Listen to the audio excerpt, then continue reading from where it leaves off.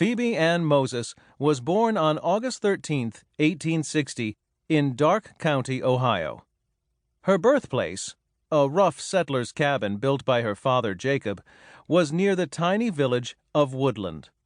It was also close enough to the woods for good hunting. Even as a tiny girl, Annie loved to go hunting with her father. Sadly, Jacob Moses died of pneumonia when Annie was 5 years old. He left her mother, Susan, with 6 young children to care for. Susan Moses was a hard-working country nurse, but her wages, $1.25 a week, were not nearly enough to feed and clothe the family. They were very poor. Annie and her brother and sisters helped out as best they could.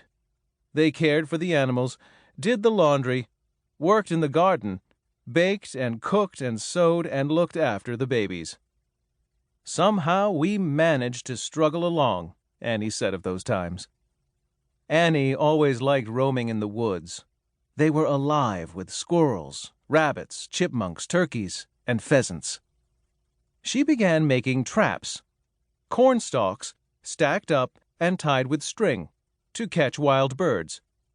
Her father had taught her how to make them, and she was good at it. Her traps put food on the table every day. We served them toasted with dressing, fried, boiled, fricasseed, and in pot pies.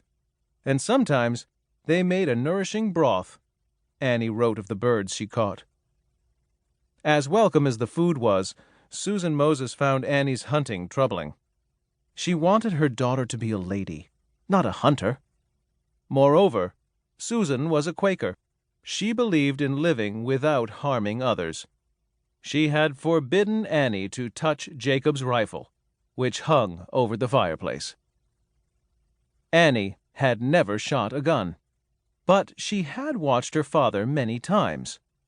One day when she was alone, she climbed on a chair and took down the rifle.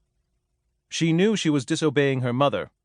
She also knew her brothers and sisters were nearly sick with hunger. Somehow Annie managed to load and fire the big old rifle, and to hit a squirrel. When she brought it home, Susan Moses was pleased to have food for the family, but she was also disturbed by Annie's growing interest in guns.